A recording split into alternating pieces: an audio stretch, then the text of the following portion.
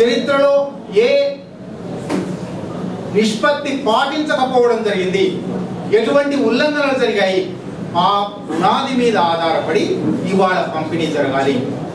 కనుక బిల్లులో మొట్టమొదలు రావాల్సిన మార్పు ఈ పాపులేషన్ రేషియో అనేది తీసివేయడం.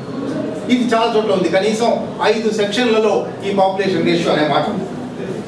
దీని నుంచి ఇంకా కొంచెం ముందరికి పోతే హైదరాబాద్ గురించి నాకంటే ముందర మాట్లాడే వక్తలు మాట్లాడున్నారు, వాళ్ళు చెప్పనక్కర్లేదు, మన వివరాల్లో చెప్పనక్కర్లేదు. హైదరాబాదును ఉమ్మడి రాజధాని చేయడం, ఉమ్మడి రాజధాని అనేది దేశంలో ఎక్కడ లేదు. 28 రాష్ట్రాల్లో కేవలం 2 రాష్ట్రాలకు, అది కూడా ప్రత్యేకమైన చారిత్రక కారణాల వల్ల ఒక కేంద్రపాలిత ప్రాంతంగా చండీగఢ్ చేసి దాన్ని ఉమ్మడి రాజధాని చేశారు తప్ప మిగిలిన 26 రాష్ట్రాలకు రాష్ట్రం ఏర్పడిన వెంటనే ఎంత చిన్న నగరమైనా రాయ్పూర్, జార్ఖండ్, సిమ్లా చాలా చిన్న నగరాలు అయినా వాటిని రాజధానిగా చేశారు.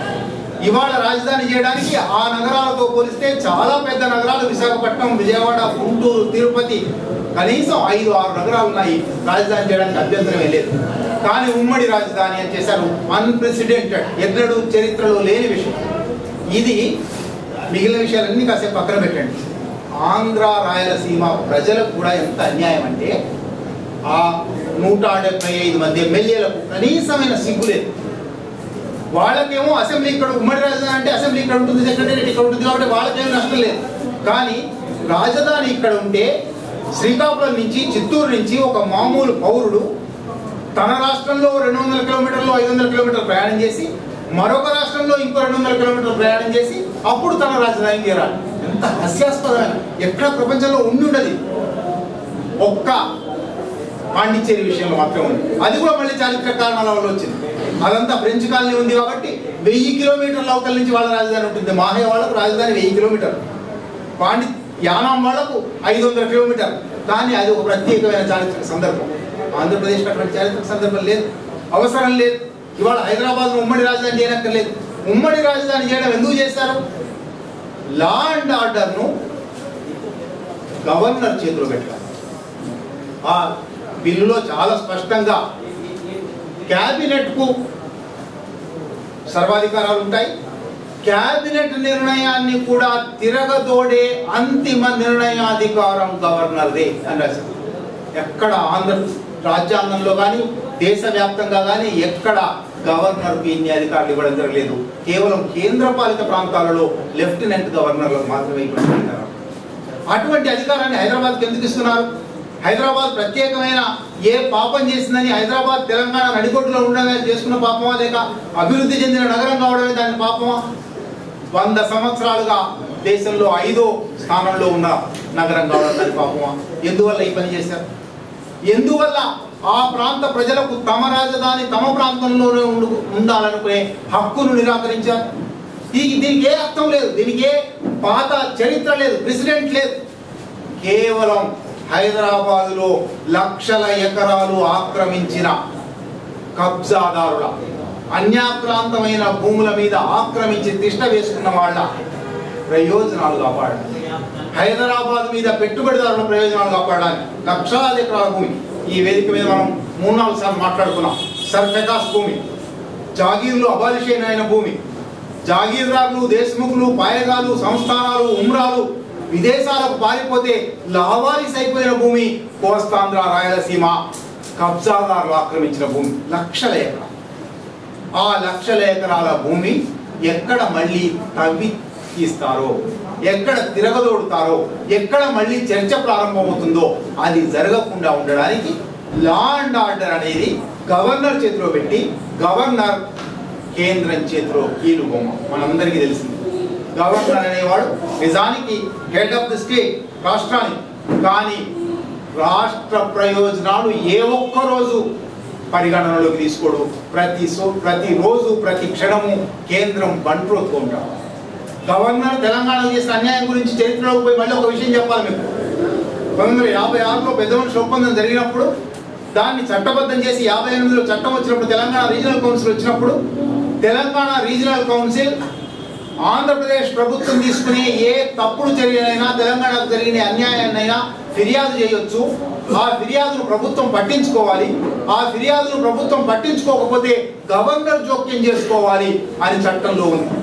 ఆంధ్రప్రదేశ్ రీజనల్ కౌన్సిల్ యాక్ట్ ఒకసారి చదివి చూడండి. కానీ 1958 నుంచి 68 వరకు ICSSR స్టడీ చెప్పిన అంశం ఇది, మేము కల్పిస్తున్నది కాదు. 250 సార్లు తెలంగాణ రీజనల్ కౌన్సిల్ ఫిర్యాదు చేసింది. 250 సార్లు. 250 సార్లు ఆంధ్రప్రదేశ్ ప్రభుత్వం దాన్ని చెత్తపుట్టులో పడేసింది. ఈ ఫిర్యాదులో సెన్స్ లేదు, ఈ ఫిర్యాదు పనికిరాదు, ఈ ఫిర్యాదు ఉత్పన్నం కాదు, ఈ మాటలు రాశారు. ఈ రిమార్కులతో వాటి పడేశారు. చట్ట ప్రకారం ఫిర్యాదుని ఇట్లా కొట్టేసినప్పుడు గవర్నర్ జోక్యం చేసుకొని తెలంగాణ ప్రయోజనాలు కాపాడవలసింది. 58 నుంచి 68 వరకు 250 ఫిర్యాదుల్లో ఒక్కసారి కూడా గవర్నర్ జోక్యం చేసుకున్నారు. అంటే గవర్నర్ అనేవాడు కేవలం ఢిల్లీ అడుగులకు మడుగులు వచ్చేవాడే తప్ప తాను ఏ ప్రాంతంలో ఉన్నాడో ఆ ప్రాంత ప్రయోజనాలు కాపాడేవాడు కాదు. అటువంటి వాడికి హైదరాబాద్ మీద అధికారం ఇవ్వడం అనేది అన్యాయం, దురన్యాయం, ఎప్పుడు జరగనిది, అసాధారణమైన విషయం. సరే, దాని గురించి ఇంకా వివరంగా మాట్లాడుకోవచ్చు. కానీ ఇక్కడ దాటి రెండో అంశం హైకోర్టు. ఎక్కడైనా ఒక రాష్ట్రం ఏర్పడిన వెంటనే అన్ని రాష్ట్రాల్లో కూడా స్థానిక హైకోర్టులు ఏర్పాటు చేశారు, లేదా 1-2 సంవత్సరాలు తీసుకుని అయినా ఏర్పాటు చేశారు, కొంతకాలానికి ఏర్పాటు చేస్తా ఉన్నారు. ఈ బిల్లు ఏం చెప్తుందంటే వీలైనప్పుడు కొత్త రాష్ట్రానికి హైకోర్టు ఏర్పాటు చేస్తాము, అప్పటి వరకు ఏమి కాల వ్యవధి లేదు. 2 ఏళ్ళ 3 ఏళ్ళ 5 ఏళ్ళ హైదరాబాద్ విషయంలో అన్నారు కదా 10 సంవత్సరాలు ఉమ్మడి రాజధాని ఉంటుంది అని. హైకోర్టు విషయానికి వచ్చేసరికి ఎప్పుడు నిర్ణయించుకుంటే అప్పుడు హైకోర్టు కొత్త రాష్ట్రానికి తరలిపోతుంది, అప్పటి వరకు హైదరాబాద్లో ఉంటుంది. నిజానికి లిటిగేషన్ హైదరాబాద్లో తెలంగాణలో భూములను అన్యాక్రాంతం చేసుకొని సంపదను హస్తగతం చేసుకొని ఇక్కడి వనరులన్నింటినీ కొల్లగొట్టి ఆ లిటిగేషన్ హైదరాబాద్లో రాకుండా చేసిన, ఆ లిటిగేషన్ కాకుండా వేలాది మంది లాయర్లలో దాదాపు 35 మంది కోస్తా నుంచి రాయలసీమ నుంచి వచ్చిన లాయర్లు తమ చక్రం తిప్పుతున్నారు. వెంకన్న రాశాడు సెక్రటేరియట్లో చక్రం తిప్పుట కుదరదే అని, కానీ హైకోర్టులో చక్రం తిప్పుతున్నది సీమాంధ్ర. హైకోర్టులో సీమాంధ్ర వాళ్ళు రాయలసీమ వాళ్ళు చక్రం తిప్పుతున్నారు. ఆ చక్రం అట్లాగే కొనసాగడానికే హైకోర్టును ఏ కాల వ్యవధి లేకుండా చిరకాలం కొనసాగుతుంది అనే మాట రాశారు. అక్కడి నుంచి ఇంకా కొంచెం ముందరికి పోతే ఉద్యోగాల విషయంలో కూడా మళ్ళీ ఈ జనాభా నిష్పత్తి అనే మాట వాడారు. పెన్షన్లు జనాభా నిష్పత్తి ప్రకారం ఇవ్వాలి అన్న. పెన్షన్ ఎప్పుడైనా సర్వీస్ రిజిస్టర్లో నేటివిటీ ఉంటుంది, డొమిసిల్ ఉంటుంది. ఆ డొమిసిల్ ఎక్కడికి పోతావు అక్కడ పోయి సెటిల్ అవుతావు, అక్కడ సెటిల్ కావాలి. నీ పెన్షన్ ఆ ట్రెజరీ ఆఫీస్ నుంచి వస్తుంది. కానీ అందరికీ జనాభా నిష్పత్తి ప్రకారం తెలంగాణలో ఇవ్వాలి. 60 సంవత్సరాల పాటు ఉద్యోగాలు కొల్లగొట్టారు. అది మేము ఇవాళ కొత్తగా విమర్శిస్తున్నది కాదు. 69లోనే బ్రహ్మానంద రెడ్డి ముఖ్యమంత్రి ఉన్న రోజుల్లోనే అఖిలపక్ష సమావేశమే 45 మంది ఎమ్మెల్యేలు, అన్ని పార్టీలకు చెందిన ఎమ్మెల్యేలు 28,000 ఉద్యోగాలు అన్యాక్రాంతం అయ్యాయి, కోస్తా నుంచి రాయలసీమ నుంచి వచ్చి పడ్డారు అని చెప్పారు. జయభారత్ రెడ్డి కమిటీ 1985లో 58,000 ఉద్యోగాలు అన్యాక్రాంతం అయ్యాయి అని చెప్పింది. ఇవాళ మనం వేస్తున్న లెక్క 2 లక్షల ఉద్యోగాలు అన్యాక్రాంతం అయ్యాయి. అన్యాక్రాంతం అయింది, అయిపోయింది, పాత కథ. ఇప్పుడు ఆ 2 లక్షల మంది పెన్షన్లు కూడా మీరే కట్టాలి అంటున్నారు. అంటే ఇంతకాలము మనల్ని దోచుకున్నది చాలక, ఇంతకాలము ఇక్కడి వనరులను కొల్లగొట్టింది చాలక, ఇక ముందు కూడా మీ వనరులు మాకే దక్కాలి, ఇక ముందు కూడా మీ ట్రెజరీలన్నీ మాకోసమే పనిచేయాలి, ఇక ముందు కూడా మీరు చిందించే ప్రతి నెత్తుటి చుక్క, ప్రతి చెమట చుక్క మా గల్లాలో రూపాయి కావాలి. ఇది ఇంత దుర్మార్గమైన పద్ధతిలో కోస్తాంధ్ర రాయలసీమ పెట్టుబడిదారులు, కోస్తాంధ్ర రాయలసీమ కాంట్రాక్టర్లు, నాయకులు ఆలోచిస్తూ ఉంటే ఈ ఆలోచనలకు అక్షర రూపం ఇచ్చింది ఆంధ్రప్రదేశ్ రీఆర్గనైజేషన్ బిల్. ఈ బిల్లును నిజానికి చాలా తీవ్రంగా వ్యతిరేకించవలసినది. శాసనసభలో వ్యతిరేకించకపోయినా అది లెక్క కాదు. పార్లమెంట్లో తీవ్రంగా వ్యతిరేకించవలసినది. ఈ సవరణలన్నీ రాకుండా తెలంగాణ వస్తే, వచ్చిన తర్వాత చూసుకుందాంలే అంటున్నారు వెంకటరెడ్డి గారు చెప్పినట్టుగా చాలా మంది. వచ్చిన తర్వాత చూసుకునేది ఏమి ఉండదు. ఒకసారి పార్లమెంట్ చేసిన చట్టాన్ని నువ్వు మార్చలేవు. ఎక్కువ ఏం చేయగలవు అంటే ఉల్లంఘించగలవు. ఎట్లాగైతే ఆంధ్ర నాయకులు 56 సంవత్సరాల పాటు ఉల్లంఘించారో రేపు మనం కూడా ఉల్లంఘించవచ్చు. కానీ ఉల్లంఘిస్తారా మన నాయకులు? మన శ్రీధర్ బాబులు, మన పొన్నాల లక్ష్మయ్యలు మనం ఇప్పుడే చెప్పుకుంటూ ఉన్నాం, ఉల్లంఘిస్తారా? కనుక ఉల్లంఘించే అవకాశం కూడా లేదు. మనం ఉల్లంఘించడం తప్పు, అది జరగకూడదు, చట్ట వ్యతిరేకం, అది రాజమార్గం కాదు. కానీ అటువైపు మనం తోస్తూ ఉన్నది ప్రభుత్వం, తోసినా కూడా మనం ఆ పని చేయలేని స్థితిలో. కనుక ఉల్లంఘన జరగదు, బిల్లు ప్రకారం అన్యాయం జరుగుతుంది. ఇంత దుర్మార్గంగా కొన్ని వందల వేల కోట్ల రూపాయలు భవిష్యత్తులో కూడా దోచిపెట్టడానికి ఈ ఉద్యోగాల పెన్షన్ల విషయం బిల్లులో రాయబడింది. దాని తర్వాత విద్యా అవకాశం కామన్ ఎంట్రన్స్ చేస్తాము, 10 సంవత్సరాల పాటు ఇప్పుడున్న స్థితే కొనసాగిస్తాం. నిజానికి విద్యా అవకాశాల్లో మా వాటా మాకు దక్కలేదు, ఫేర్ షేర్. అసలు ఈ ఆందోళన అంతా ఎందుకు మొదలైంది? తెలంగాణ రాష్ట్రం కావాలనే ఆలోచన ఎందుకు మొదలైంది? రాష్ట్రం కన్నా ముందు మొట్టమొదటి మనం ప్రారంభించిన ఉద్యమం ఫేర్ షేర్ ఉద్యమం. మా వాటా మాకు రావాలి, ఒక న్యాయమైన నైసర్గికమైన సహజ న్యాయ సూత్రం అది. మేము 40%, మేము 42%, కాబట్టి మాకు 40% దక్కాలి. ఈ ఫేర్ షేర్ దక్కలేదు కాబట్టి ఇంతకాలం పోరాడి మనం రాష్ట్రం తెచ్చుకున్న తర్వాత రాష్ట్రంలో కూడా మన ఫేర్ షేర్ రాష్ట్రం అయినప్పుడు మన ఫేర్ షేర్ 100% అవుతుంది. కానీ అప్పుడు కూడా మీకు మళ్ళీ 10 సంవత్సరాల పాటు విద్యా అవకాశాల్లో ఉమ్మడి ఎంట్రెన్స్ ఉంటుంది, సమన్యాయం పాటిస్తూ 2 ప్రాంతాలకు వాటా ఉంటుంది అని బిల్లు రాసింది. ఈ బిల్లు ఈ సెక్షన్ కూడా మార్చవలసింది. ఇంకా రవి ప్రస్తావించున్నాడు, కానీ రవి ఒక్క అంశమే ప్రస్తావించాడు, ఇంకో కొంచెం చెప్పాలి. పోలవరం గురించి ఒక అంశం చాలా మంది మాట్లాడుతున్నారు. 276 గ్రామాలు మునిగిపోతాయి, 3 లక్షల మంది ఆదివాసులు నిరాశ్రితులు అవుతారు, విశాల భూభాగం శబరి నదితో సహా, నది అనేది ఉండదు, ఒక నది అంతమైపోవడం, నది అంతర్ధానం అయిపోవడం ఆలోచించండి. అసలు సహా ఒక కాంటూరు పెంచితే భద్రాచలం కూడా మునిగిపోతుంది, 276 గ్రామాలు మునిగిపోతాయి. ఇదంతా 1986లో CESS centre for economic and social studies చేసిన సర్వే. 86కి ఇప్పటికీ చాలా ఏళ్ళు గడిచిపోయింది. ఇవాళ 276 గ్రామాలు బహుశా 500-600 గ్రామాలు అయి ఉంటాయి. ఆ రోజు చెప్పిన 3 లక్షల ప్రజలు ఇవాళకి 4 లక్షలు 4.5 లక్షలు అయి ఉంటారు. ఆ చర్చ వేరు, ఆ చర్చ చాలా మంది చేస్తున్నారు. నేను ఆ చర్చకు పోదలుచుకోలేదు. ఇంకో 2 అంశాలు కీలకంగా ఆలోచించవలసి ఉన్నాయి.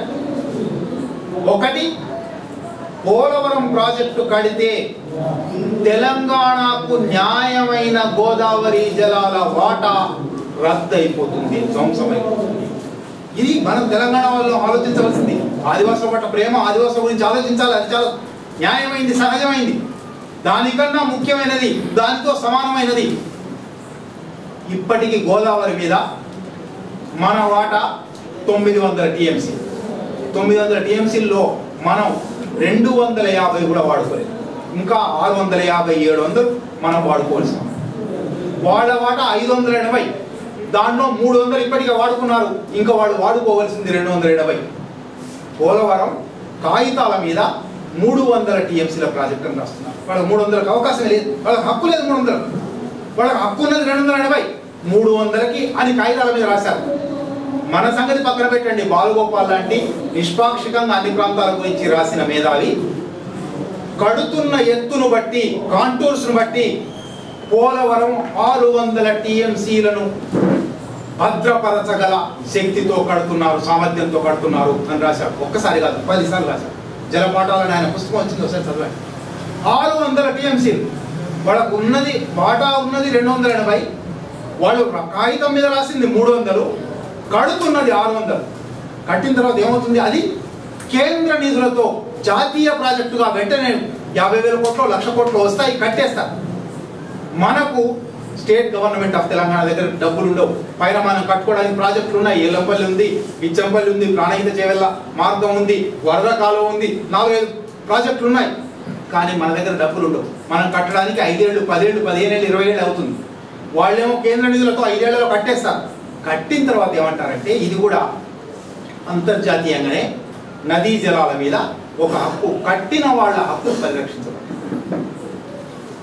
ఒకవేళ మీదే హక్కు అయినప్పటికీ మీరు కట్టుకోలేదు కాబట్టి మీ హక్కు ఉండదు. ఇది ఒక సూత్రం ఉంది, ఒక వాదన ఉంది.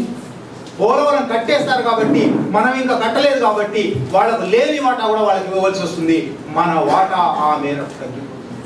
తెలంగాణకు ఇప్పటివరకు జరిగిన అన్యాయం మాత్రమే కాదు, భవిష్యత్ తరాలకు గోదావరిలో అందవలసిన జలాలలో కనీసం 300 టీఎంసీలను కొల్లగొట్టడానికి వేస్తున్న కుట్ర, అది సిడబ్ల్యూసి తీర్మానంలో రాసింది. సిడబ్ల్యూసి తీర్మానం రాగానే జూలై 30న సిడబ్ల్యూసి తీర్మానం వచ్చింది. ఆగస్టు 2న నేను నమస్తే తెలంగాణ రాశాను. ఇది తెలంగాణకు జరగబోయే అన్యాయం. సిడబ్ల్యూసి అనే ఒక అత్యున్నత అధికార సంస్థ, ఇది సబ్జుడిస్ కూడా. ఎందుకంటే పోలవరం కట్టకూడదని ఒరిస్సా సుప్రీంకోర్టు పోయి ఉన్నది, ఛత్తీస్గఢ్ సుప్రీంకోర్టు పోయి ఉన్నది, టీఆర్ఎస్ సుప్రీంకోర్టు పోయి ఉన్నది, సుప్రీంకోర్టులో 3 పిటిషన్లు పెండింగ్ ఉన్నాయి. కాబట్టి ఇది సబ్జుడిస్, ఎవరు కట్టడానికి వీల్లేదు, దాని మీద మాట్లాడడానికి వీల్లేదు. కానీ సిడబ్ల్యూసి తీర్మానంలో రాసింది, క్యాబినెట్ తీర్మానంలో రాసింది, బిల్లులో కూడా రాశారు. అంటే ఈ దేశంలో అసలు పాలన నడుస్తున్నదా, రాజ్యాంగం నడుస్తున్నదా, ఉన్నమాట కట్టుబడే ఒక లక్షణం ఉన్నదా?